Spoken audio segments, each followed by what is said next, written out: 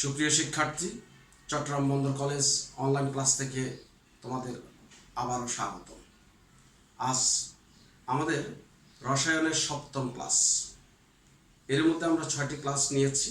ষষ্ঠ ক্লাসে আমরা একটা নতুন চ্যাপ্টার শুরু করেছিলাম। তোমরা দেখেছো যে আমরা ইলেকট্রোকেমিস্ট্রি শুরু করেছিলাম। সেই ইলেকট্রোকেমিস্ট্রিতে আমরা ষষ্ঠ ক্লাসে শুধুমাত্র একটা প্রাথমিক ধারণা দেওয়ার চেষ্টা করেছি। আমরা চেষ্টা করেছি সেখানে কি আছে। আমরা দেখেছি তড়িৎ বিশ্লেষ্য কোষ আছে, তড়িৎ রাসায়নিক কোষ আছে। এই তড়িৎ বিশ্লেষ্য কেন, তড়িৎ রাসায়নিক কেন, এই দুইটা আলোচনা করতে গিয়ে আমরা ক্লাসটা শেষ করেছি। এবং তোমরা যারা ক্লাসটা করেছো তোমরা দেখেছো যে এর মধ্যে পার্থক্যটা কি, এবং এই পার্থক্যটা বোঝাটা খুবই জরুরি। আমরা ষষ্ঠ ক্লাসে যেখানে প্রাথমিক ধারণা দিলাম, সেই প্রাথমিক ধারণা থেকে আজকে আমাদের তড়িৎ রসায়নের মূল আলোচনা। সেই মূল আলোচনায় দেখো যে ফ্যারাডের প্রথম সূত্র, তারপর এই ফ্যারাডের প্রথম সূত্র থেকেই আমরা তড়িৎ রাসায়নিক তুল্যাঙ্ক পাবো, ইলেকট্রনের চার্জ হিসাব করার শিখব, গাণিতিক সমস্যার সমাধান করব। আমি এখানে একটা গাণিতিক সমস্যা দিয়েছি। এই একটা গাণিতিক সমস্যাকে আমি বিভিন্নভাবে তোমাদের সামনে উপস্থাপন করলেই এখানে যত রকমের সমস্যা আছে সব সমস্যা তোমরা সমাধান করতে পারবে। তোমরা গত ক্লাসে দেখেছ আমরা একটা তড়িৎ বিশ্লেষ্য কোষ এবং এই পাশে একটা তড়িৎ রাসায়নিক কোষ এঁকেছিলাম। আজকে আমাদের আলোচনা তড়িৎ বিশ্লেষ্য কোষ। এই তড়িৎ বিশ্লেষ্য কোষ আমি এখানে আঁকলাম। তোমরা খেয়াল করো যে যথারীতি আমরা যে তড়িৎ বিশ্লেষ্য কোষ যেভাবে আঁকে, কোষের বাম পাশে অ্যানোড এবং ডান পাশে ক্যাথোড। অ্যানোডে জারণ ঘটে, তোমরা গত ক্লাসে দেখেছো, এবং ক্যাথোডে বিজারণ ঘটে। এই যে জারণ ঘটে বিজারণ ঘটে আমরা ক্লাসে দেখিয়েছিলাম। আজকে আমরা যেটা করব যে আমরা বাইরে থেকে বিদ্যুৎ চালনা করলে, এখানে আমি কপার সালফেট রেখেছি। আমাদের মূল টার্গেট হচ্ছে যে কপার সালফেট থেকে এই ক্যাথোডের মধ্যে কপারকে সঞ্চিত করা। তোমরা সবাই জানো যে আমরা আকরিক বলে একটা জিনিস জানি, খনিজ সম্পদ। সে আকরিক থেকে আমাদের তোমাদের বাসা বাড়িতে অনেক রকমের ধাতব পদার্থ আছে, আমরা অনেক মূল্যবান ধাতু ব্যবহার করে থাকি। আমরা এগুলি কোথায় পাই, কোত্থেকে আসে এই ধাতুগুলি? তোমরা একবার ভাবো, লোহা আমরা কোথায় পাই, তামা দ্যাট ইজ কপার আমরা কোথায় পাই, দস্তা আমরা কোথায় পাই, সিলভার আমরা কোথায় পাই, কোত্থেকে আসে এই জিনিসগুলি একবার ভাবো। মনে করো আমি কপার সালফেট, কপার একটা আকরিক পেলাম। সেই কপারের আকরিক থেকে আমি টার্গেট হচ্ছে কপার বের করে আনবো। কিন্তু কপারটাকে আমি বিভিন্ন পদ্ধতি অবলম্বন করে শেষ পর্যন্ত হয়তো 96 থেকে 97% অথবা 97 থেকে 98% আমি কপারটাকে বিশুদ্ধ করতে পারলাম। দেখা গেল আমি 100% বিশুদ্ধ করার জন্য আমাকে এরকম একটা কোষের সাহায্য নিতে হবে, যেখানে আমরা ইলেকট্রিসিটি দিয়ে কাজ করব, যেখানে আমরা বিজারণ প্রক্রিয়ায় কপার 2+ থেকে আমরা কপার পেয়ে যাব। এভাবে তোমরা চিন্তা করো যে আমরা সকল ধরনের ধাতুগুলি আমরা প্রাকৃতিকভাবে পেয়ে থাকি, যাকে আমরা এই প্রক্রিয়ায় তড়িৎ বিশ্লেষ্য কোষের মাধ্যমে আমরা আমাদের জন্য, আমাদের পৃথিবীর জন্য আমরা আহরণ করে থাকি। তোমরা চিন্তা করো যে আমরা সবাই জানি লোহায় মরিচা পড়ে, এই কথা আমরা সবাই জানি। আমরা অনেক আগে থেকে স্কুলে 7-8 ক্লাসে আমরা পড়েছি লোহায় মরিচা পড়ে। সে লোহার উপরে আমরা যদি ইলেকট্রোপ্ল্যাটিং করি, তড়িৎ প্রলাপন করি, তাহলে লোহায় আর মরিচা পড়ে না।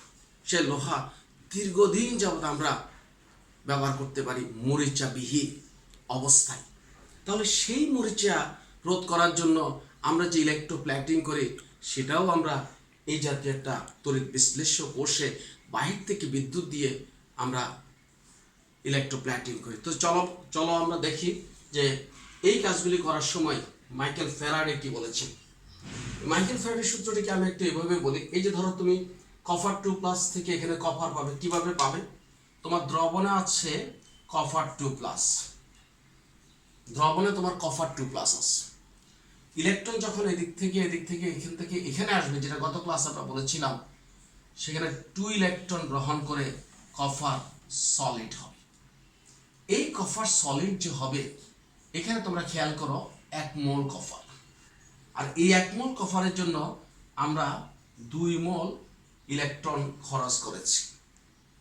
এখন এই যে 1 মোল কপারের জন্য যদি 2 মোল ইলেকট্রন খরচ করি, আমার যদি 50 মোল কপার লাগে তাহলে নিশ্চয়ই 100 মোল ইলেকট্রন আমরা খরচ করব।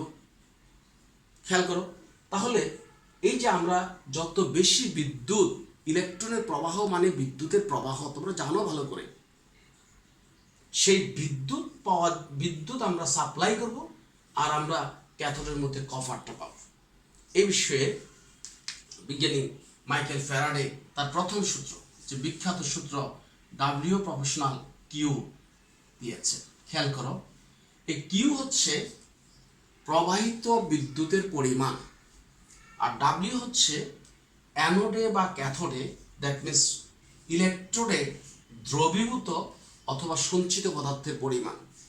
তাহলে খেয়াল করো কি দাঁড়ালো, যে আমরা যদি কোনো তড়িৎ বিশ্লেষ্য কোষে বাইরে থেকে বিদ্যুৎ চালনা করি, তাহলে অ্যানোডে বা ক্যাথোডে দ্রবীভূত বা সঞ্চিত পদার্থের পরিমাণ প্রবাহিত বিদ্যুতের পরিমাণের সমানুপাতিক।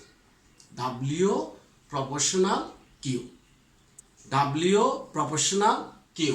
আবার খেয়াল করো যে আমি কোনো তড়িৎ বিশ্লেষ্য পদার্থে বাহির থেকে বিদ্যুৎ দিব, বিদ্যুৎ চালনা করার পর অ্যানোডে অথবা ক্যাথোডে, দ্যাট মিনস তড়িৎ দ্বারে প্রবাহিত কি পরিমাণ পদার্থ দ্রবীভূত হবে অথবা কি পরিমাণ পদার্থ সঞ্চিত হবে তা নির্ভর করবে তুমি কি পরিমাণ বিদ্যুৎ প্রবাহিত করেছো।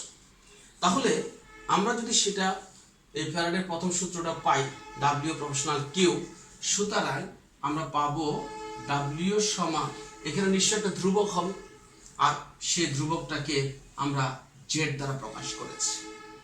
এই জেড হচ্ছে তড়িৎ রাসায়নিক তুল্যাঙ্ক, জেড হচ্ছে তড়িৎ রাসায়নিক তুল্যাঙ্ক। খেয়াল করো, আমরা যদি এই W সমান জেড আই টি, তাহলে আইটি কেন? কিউ হচ্ছে বিদ্যুৎ প্রবাহের পরিমাণ, আই হচ্ছে বিদ্যুৎ প্রবাহ মাত্রা, বিদ্যুৎ প্রবাহ মাত্রা যাকে আমরা অ্যাম্পিয়ার দ্বারা প্রকাশ করব, অ্যাম্পিয়ার এককে, আর টি হচ্ছে সময়, দ্যাট মিনস কিউ সমান আইটি। সুতরাং এই সূত্রের মাধ্যমে আমরা W এর পরিমাণ কত সেটা বের করতে পারব। এটাই ছিল আমার ফ্যারাডের প্রথম সূত্র, আর ফ্যারাডের প্রথম সূত্রের মাধ্যমে আমরা W বের করব আজকে আমাদের এটা আলোচনার মূল বিষয়। এখন আসো জেড কি। আমরা জেড বের করব, দেখো তোমরা খেয়াল করো, জেটের সংজ্ঞাটা আমরা কি তড়িৎ রাসায়নিক তুল্যাঙ্ক, W সমান জেড আই টি। যদি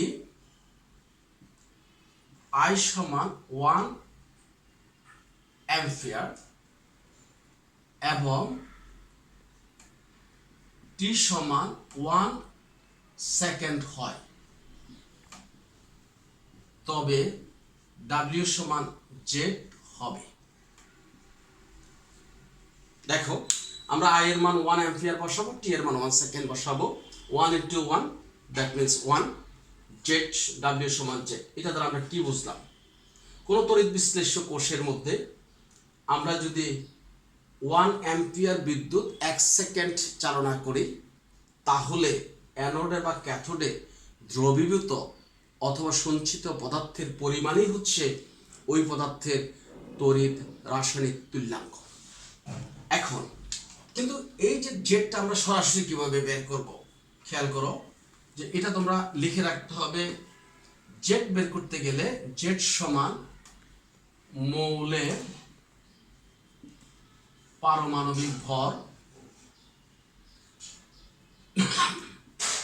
মৌলের পারমাণবিক ভর, এরপর হচ্ছে যোজনী ইন্টু ৯৬৫০০। যেমন মনে করো আমি কপার নিয়ে কথা বলছিলাম, কপার 2+ নিয়ে কথা বলছিলাম, খেয়াল করো কপার 2+, এই কপার 2+ কয়টা ইলেকট্রন গ্রহণ করলো? 2টা ইলেকট্রন গ্রহণ করলো, তাহলে এর যোজনী হচ্ছে 2। এখন মোলের পারমাণবিক ভর কত? তোমার কপারের, যেমন দেখো কপারের পারমাণবিক ভর 63.5 প্রশ্নে দিয়ে দেওয়ার সম্ভাবনা বেশি। যদি প্রশ্নে দিয়ে দেয় তো ভালো, না হলে এরকম কপার, জিঙ্ক, অ্যালুমিনিয়াম, ক্রোমিয়াম এরকম কিছু তুমি মুখস্থ রাখলে তোমার পরীক্ষায় কাজ শেষ হয়ে যাবে। আমরা 63.5 পেলাম, তাহলে আমরা এটা জানবো। তাহলে প্রশ্ন চলে আসলো যে 96,500 আমি কোথায় পাবো? এই 96,500 পাওয়ার জন্য আমরা ইলেকট্রনের চার্জ হিসাব করব, তখন আমরা পেয়ে যাব। তাহলে খেয়াল করো, আমরা দুইটা বিষয় আলোচনা করলাম। এক ফ্যারাডের তড়িৎ প্রথম সূত্র, তড়িৎ বিশ্লেষণ, আর সেখান থেকে আমরা তড়িৎ রাসায়নিক তুল্যাঙ্ক পেলাম। এখন আমরা সিলভার, মনে করো আমি সিলভার ক্লোরাইড দ্রবণের মধ্যে আমি তড়িৎ বিশ্লেষণ করলাম। এখন সেখান থেকে ক্যাথোডে সিলভার প্লাস ইলেকট্রন, এই সিলভার দণ্ড সিলভার আমরা পাবো। তাহলে খেয়াল করো আমরা কি পাচ্ছি? সিলভার ক্লোরাইড থেকে সিলভার আয়ন পাবো, ইলেকট্রন গ্রহণ করবে, তারপর আমরা সিলভার ধাতু পাবো। খুব ভালো কথা। এখন আগের মতো যে এখানে আমরা 1 মোল সিলভার পাবো, এখানে আমরা 1 মোল ইলেকট্রন খরচ করব। এই 1 মোল ইলেকট্রন সমান দেখো 6.022 ইন্টু 10⁻23T ইলেকট্রন, এতটি ইলেকট্রন। তাহলে 1 মোল ইলেকট্রন মানে এতটি ইলেকট্রন। আমরা যদি জানি যে একটি ইলেকট্রনের চার্জ সমান 1.6025 ইন্টু 10⁻19 কুলম, সুতরাং 6.022 ইন্টু 10⁻23T ইলেকট্রনের চার্জ সমান 1.6025 ইন্টু 10⁻19 ইন্টু 6.022 ইন্টু 10⁻23 সমান 96,499.56 এত কুলম আসে, যেটাকে আমরা 96,500 কুলম বলতে পারি। তাহলে দেখো যে এতটি ইলেকট্রন মানে এত কুলম বিদ্যুৎ, এতটি ইলেকট্রন। তাহলে এতটি ইলেকট্রন সমান যদি এত কুলম বিদ্যুৎ হয়, আবার এতটি সমান হচ্ছে 1 মোল, তাহলে আমরা কি বলতে পারি যে 1 মোল ইলেকট্রন সমান 96,500 কুলম। আর এই 96,500 কুলম মাইকেল ফ্যারাডের নাম অনুসারে 1 ফ্যারাড। তাহলে আমরা ফাইনালি যেটা শিখলাম, তোমরা এখানে একটু দেখো যে 1 মোল ইলেকট্রন সমান 1 ফ্যারাডে বিদ্যুৎ। আমাদের মূলত টার্গেট হচ্ছে এটা। তাহলে এই যে 1 মোল ইলেকট্রন সমান 1 ফ্যারাডে বিদ্যুৎ, আর 1 ফ্যারাডে দ্যাট মিন্স 96,500 কুলম। আর কুলম হচ্ছে বিদ্যুৎ প্রবাহের পরিমাণের একক, যেখানে বিদ্যুৎ প্রবাহ মাত্রা অ্যাম্পিয়ার এবং সময় সেকেন্ড একটার সাথে গুণে আছে। তাহলে দেখো ইলেকট্রনের চার্জ আমরা এইভাবে হিসাব করব। এখন আমরা যেটা বললাম, এই জায়গায় এসে দেখো তোমরা, এখানে আমরা সিলভার প্লাস থেকে সিলভার পাওয়ার জন্য আমরা 1 মোল ইলেকট্রন দ্যাট মিন্স আমরা 1 ফ্যারাডে বিদ্যুৎ আমরা এখন সরাসরি এভাবে লিখব। ঠিক অনুরূপভাবে কপার 2+ থেকে আমরা 2টা ইলেকট্রনের মাধ্যমে কপার সলিড পাবো। এখানে কত মোল? 2 মোল। 2 মোল সমান 2 ফ্যারাডে। 2 ফ্যারাডে সমান 2 ইন্টু 96,500 কুলম। ওই যে তড়িৎ রাসায়নিক তুল্যাঙ্ক পড়ার সময় আমরা যে বলেছিলাম যোজনী ইন্টু 96,500, দেখো যোজনী ইন্টু 96,500। ঠিক অনুরূপভাবে তোমরা খেয়াল করো, মনে করো আমি ক্রোমিয়াম 3+ নিয়ে যদি কথা বলি, ক্রোমিয়াম 3+, তাহলে chromium 3+, 3 electron that means 3 mole electron, তার মানে 3 ফ্যারাডে বিদ্যুৎ। অ্যালুমিনিয়াম 3+ নিয়ে কথা বলো, একই রকম প্রশ্ন আসবে। তাহলে আমরা এইভাবেই ইলেকট্রনের হিসাবটা করব। তারপর চলে আসো আমরা ডাব্লিউ সমান ZIT এর অঙ্ক করতে যাচ্ছি। তোমরা একটু প্রশ্নটা আমি পড়ি ভালো করে, তোমরা একটু খেয়াল করো। কপার সালফেট দ্রবণে 5 অ্যাম্পিয়ার মাত্রার বিদ্যুৎ প্রবাহ, বিদ্যুৎ দেখো 5 অ্যাম্পিয়ার মাত্রা, 5 অ্যাম্পিয়ার মানে I সমান 5 অ্যাম্পিয়ার। বিদ্যুৎ প্রবাহ 1 ঘন্টা যাবত চালনা করলে, 1 ঘন্টা, তার মানে দেখো T সমান 1 আওয়ার সমান, আমি একসাথে করে ফেললাম 3600 সেকেন্ড। সুতরাং প্রবাহিত বিদ্যুতের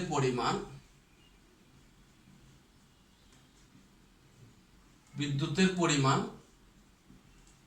আমরা পাচ্ছি 5 অ্যাম্পিয়ার ইন্টু এত সেকেন্ড, এখানে যা আসে এটা আমাদের দেওয়া আছে। দেখো আমাকে জিজ্ঞেস করা হলো যে আপনি 5 অ্যাম্পিয়ার মাত্রার বিদ্যুৎ প্রবাহ যে 1 ঘন্টা চালালেন, আপনি ক্যাথোডে কি পরিমাণ কপার পাবেন। স্বাভাবিক কারণে প্রশ্ন হলো যারা এই ইন্ডাস্ট্রিগুলি চালায়, ঠিক ইন্ডাস্ট্রির মালিকদের প্রশ্ন থাকবে আমি কি পরিমাণ খরচ করব এবং আমি কি পরিমাণ জিনিস পাবো, সেটা সেল করে আমি কি পরিমাণ প্রফিট পাবো। কারণ ইন্ডাস্ট্রিতে আমরা খরচ বেশি হবে, সেল কম হবে, লাভ কম হবে, এমনটি হতে পারবে না। ইন্ডাস্ট্রি করা হয় যে মানুষের সেবার সাথে সাথে যিনি করবেন ওনার প্রফিটের জন্য। তো স্বাভাবিক উনি জানতে চাইবেন যে কি পরিমাণ কভার আমি পাচ্ছি, মার্কেটে সেল করে আমি কি পরিমাণ পাবো, খুব স্বাভাবিক একটা প্রশ্ন। তো এখন যখন আমরা এটা পাবো, তুমি দেখো আমরা বললাম যে W সমান ZIT, অলরেডি I এবং T আমরা পেয়ে গেছি। এখন জেড আমরা পাবো, দেখো এখানে আছে কপার সালফেট, পেতে যাচ্ছি কপার হলে প্রশ্নে দেওয়া আছে 63.5, আর কপারটা এখানে কপার 2+ হিসাবে আছে, তাই 2, 1 ফ্যারাডের সমান 96,500 কুলম। সুতরাং এই মানটা আমরা যদি 63.5 ডিভাইডেড বাই 2 ইন্টু 96,500 গুণ 5 অ্যাম্পিয়ার গুণ এত 3600 সেকেন্ড, আর সব মিলে যখন আমরা ক্যালকুলেশন করব তখন 5.922 গ্রাম আমরা কপার পাবো, এবং এটাই হচ্ছে অ্যান্সার। এর মানে হচ্ছে আমি কপার সালফেট দ্রবণ নিলাম, 1 ঘন্টা যাবৎ বিদ্যুৎ চালনা করলাম, 5 অ্যাম্পিয়ার মাত্রার বিদ্যুৎ প্রবাহ চালনা করলাম, আমি 1 ঘন্টা পরে 5.922 গ্রাম কপার পাবো। এখন মনে করো আমার বেশি পরিমাণ কপার দরকার 1 ঘন্টার মধ্যে, তাহলে আমি অ্যাম্পিয়ার বাড়াতে হবে। 5 অ্যাম্পিয়ারের জায়গায় তুমি আস্তে আস্তে বাড়াও, অথবা তোমার অত বেশি তাড়াহুড়া নেই, তুমি আস্তে আস্তে করো, তুমি অ্যাম্পিয়ার কমায় দাও, বিদ্যুৎ কম খরচ করো। তোমার খুব তাড়াতাড়ি বেশি পরিমাণ কপার দরকার, তাহলে তুমি অ্যাম্পিয়ার বাড়াইয়ে দাও। আর প্রতি ঘন্টায় পরিমাণ পেলে তাহলে 24 ঘন্টা যদি আমার এই ইলেকট্রোলাইসিস চলে, আমি কি পরিমাণ কপার পাবো, এটা আমাদের একটা ক্যালকুলেশন, সহজ ক্যালকুলেশন হয়ে গেল। এখন প্রশ্ন হচ্ছে, এটা হচ্ছে এক জাতীয় গাণিতিক সমস্যা। এখন এই গাণিতিক সমস্যাটাকে যদি আমি একটু অন্যভাবে, মনে করো আমি সময় বের করতে চাই, তখন আমি প্রশ্নটা কেমন করবো তোমরা একটু খেয়াল করো। কপার সালফেট দ্রবণে 5 অ্যাম্পিয়ার মাত্রার বিদ্যুৎ প্রবাহ, কপার সালফেট দ্রবণে 5 অ্যাম্পিয়ার মাত্রার বিদ্যুৎ প্রবাহ, এই 1 ঘন্টার পরিবর্তে লিখবো কতক্ষণ যাবৎ চালনা করলে ক্যাথোডে 5.922 গ্রাম কপার সঞ্চিত হবে। তাহলে খেয়াল করো, এখন ডাব্লিউ প্রশ্নে দিয়ে দিলাম, জেড তুমি বের করে নিবা, আই দিয়ে দিলাম, টিটা তুমি পেয়ে যাবে। আমি আরেকবার বলি, কপার সালফেট দ্রবণে 5 অ্যাম্পিয়ার মাত্রার বিদ্যুৎ প্রবাহ কতক্ষণ যাবৎ চালনা করলে ক্যাথোডে 5.922 গ্রাম কপার সঞ্চিত হবে। দ্বিতীয় নিয়ম। 3 নম্বর দেখো, আমি চাচ্ছি যে এই 5 অ্যাম্পিয়ারটা বের করব, কত অ্যাম্পিয়ার চালাতে হবে। তাহলে আমাদের প্রশ্নটা কেমন দেখো, কপার সালফেট দ্রবণে নির্দিষ্ট মাত্রার বিদ্যুৎ প্রবাহ 1 ঘন্টা যাবত চালনা করলে, নির্দিষ্ট মাত্রার বিদ্যুৎ প্রবাহ 1 ঘন্টা যাবত চালনা করলাম, তাহলে আমরা ক্যাথোডে 5.922 গ্রাম কপার পেয়ে গেলাম। জানতে হবে ওখানে নির্দিষ্ট মাত্রাটা কত মাত্রার বিদ্যুৎ আমরা চালনা করেছিলাম। তাহলে ঠিক অনুরূপভাবে একইভাবে তুমি সলভ করো। ডাব্লিউ দেওয়া আছে, জেড তো তুমি বুঝেই গেলে, টি দেওয়া আছে 1 ঘন্টা, তাহলে আই এর মানটা তুমি বের করো। এবার আসো, জেড তোমাকে সরাসরি বের করতে দিব না, আমরা এই তথ্য থেকে এভাবে সরাসরি জেড বের না করে জেডের মানটা আমরা বের করতে চাই। কপার সালফেট দ্রবণে 5 অ্যাম্পিয়ার মাত্রার বিদ্যুৎ প্রবাহ 1 ঘন্টা যাবত চালনা করলে ক্যাথোডে 5.922 গ্রাম কপার পাওয়া গেল। কপারের তড়িৎ রাসায়নিক তুল্যাঙ্ক কত? তখন তুমি সরাসরি করবে না, কারণ তোমাকে 63.5 ইউজ করার সুযোগ দিব না। তখন তুমি ডাব্লিউ এর মান বের করবা, বসাবে, আই এর মান বসাবে, টি এর মান বসাবে, জেড এর মানটা বের করবে। তাহলে জেড এর মানটা এখান থেকে যে রেজাল্ট আসবে সেটা পাবে। এই 4টা ভাবেই আমরা প্রশ্ন পাই, 4টা ভাবেই আমরা সলভ করতে পারি। এই 4টা আমাদের তোমরা বাসায় বসে যদি প্র্যাকটিস করো, তাহলে এই জাতীয় যত রকমের সমস্যা আছে, আমি কপার সালফেট নিয়ে কথা বলেছি, আমি জিঙ্ক সালফেট নিয়ে কথা বলতে পারতাম, আমি ক্রোমিয়াম নিয়ে কথা বলতে পারতাম, আমি লোহা দ্রবণ নিয়ে কথা বলতে পারতাম, আমি সিলভার নিয়ে কথা বলতে পারতাম, সব একই রকম, শুধু কতটা ইলেকট্রন গ্রহণ করে ধাতব খণ্ডে পরিণত হচ্ছে, ধাতুতে পরিণত হচ্ছে, সেই বিক্রিয়াটা তোমাকে জানতে হবে। এখন যারা একটু অ্যাডভান্স চিন্তা করো তারা একটু খেয়াল করো যে আমরা এখানে কপার সালফেট বা কোনো কিছু দিব না, আমরা কোনো কিছু দিব না। হ্যাঁ, আমরা না দিয়ে তোমাদেরকে একটা প্রশ্ন করতে চাই। দেখো, একটি তড়িৎ বিশ্লেষ্য কোষে একটা নির্দিষ্ট দ্রবণ, খেয়াল করো, কপার সালফেট বলছি না, একটা নির্দিষ্ট একটা তড়িৎ বিশ্লেষ্য কোষে একটা নির্দিষ্ট দ্রবণ দ্রবণে 5 অ্যাম্পিয়ার মাত্রার বিদ্যুৎ প্রবাহ 1 ঘন্টা যাবত চালনা করায় ক্যাথোডে 5.922 গ্রাম ধাতব পদার্থ জমা হলো। খেয়াল করো, ওদিকে কপার সালফেটও বলি নাই, এদিকে কপারও বলি নাই। প্রশ্ন হচ্ছে ওই দ্রবণে ধাতুটি কি ছিল, ওই দ্রবণের ধাতুটি কি ছিল? এটা একটু অ্যাডভান্স যারা তাদের জন্য। এক্ষেত্রে দেখো, আমি তোমাকে ডাব্লিউ দিয়েছি, আই দিয়েছি, টি দিয়েছি, তুমি জেড বার করো। এই জেড বের করে তুমি জেডটাকে এখানে বসাবা। তারপর অবশ্যই এখানে তখন প্রশ্ন থাকতে হবে যে ধাতব দ্রবণে ধাতুটির যোজনী 2 ছিল বা 3 ছিল বা 1 ছিল, এভাবে আমরা উল্লেখ করব। তার মানে এই মানটা তুমি প্রথমে এই সূত্র অনুসারে বের করবা, তারপর এই মানটা আমরা প্রশ্নে দিয়ে দেবো, এটা তুমি মুখস্থ জানো, তখন এই অংশটা বের করবা। এই অংশটা বের করে তুমি একদম অ্যাকুরেট 63.5 পাবে এমনটা নয়। ধরো 63.5 এর খুব কাছাকাছি তুমি পেয়ে গেছো। সেই কাছাকাছি পাওয়ার পরে তুমি যেহেতু অ্যালুমিনিয়ামেরটা মুখস্থ আছে, ক্রোমিয়াম মুখস্থ আছে, জিঙ্ক মুখস্থ আছে, আয়রন মুখস্থ আছে, তাহলে খুব কাছাকাছি কোনটা আসলো আর তার যোজনী মিলল কিনা এবং সেটা মিললে কোন দ্রবণ হতে পারে সেটা ধারণা থেকে তোমাকে লিখতে হবে। যেহেতু ধাতুটির এই পরিমাণ পারমাণবিক ভর পেয়েছি, তাহলে নিশ্চয়ই এটি কপার হবে বা জিঙ্ক হবে বা অ্যালুমিনিয়াম হবে বা ক্রোমিয়াম হবে, এভাবে তোমাকে ডিসিশন দিতে হবে। যদি আমরা এটাকেও একটা পয়েন্ট মনে করি, তাহলে একটা গাণিতিক সমস্যা থেকে আমি 4টা পদ্ধতিতে 4টা জিনিস আলাদা আলাদা করে বের করা শিখলাম। আমরা ডাব্লিউ শিখলাম, আমরা জেড শিখলাম, আই শিখলাম, টি শিখলাম।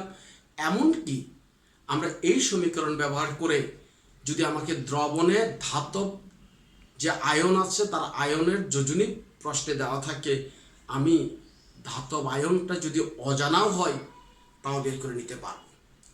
তাহলে খেয়াল করো সুপ্রিয় শিক্ষার্থী, একটা মাত্র বিষয়, ফ্যারাডের প্রথম সূত্র, সেখান থেকে আমরা কিছু গাণিতিক সমস্যার সমাধান করলাম। আমি খুব দ্রুত বলে গেলাম, তোমরা যারা বাসায় বসে প্র্যাকটিস করবা তারা অবশ্যই পারবে এবং পারতেই হবে, কারণ এখান থেকে প্রশ্ন হয়। 3 নম্বরের একটা অঙ্ক আমরা প্রায় পাই, তোমরা বাসায় বসে পড়বে।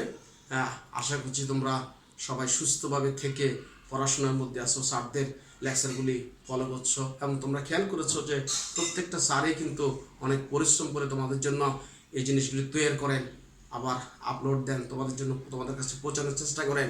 কারণ এই মহামারীতে আমরা তোমাদেরকে কলেজে আসতে বলতে পারি না, সরকার বলেন নাই, আমরা যেতে পারছি না, কিন্তু তাই বলে আমরা একদম অলসভাবে যাতে সময় না কাটাই। তোমরা দেখেছো যে কোনো কোনো স্যার লাইভে এসে 1 ঘন্টার মতো ক্লাস নিচ্ছেন, এটা শুধুমাত্র তোমাদের জন্য। তোমরা সুস্থ থাকবে, ভালো থাকবে, পড়াশোনার মধ্যে থাকবে, মনে রাখবে মহামারী চলে গেলে আমাদেরকে আবার আগের মতো আসতে হবে, পরীক্ষায় বসতে হবে, পরীক্ষার রেজাল্ট আনতে হবে, আর রেজাল্ট ছাড়া আমরা ভালো কিছু করতে পারবো না। সুতরাং সবাই ভালোভাবে আল্লাহর কাছে প্রার্থনা করে সবাই সুস্থ থেকে ভালো করে পড়াশোনা করব। হ্যাঁ, আল্লাহ হাফেজ। আবারও আগামী ক্লাসে দেখা হবে ইনশাল্লাহ।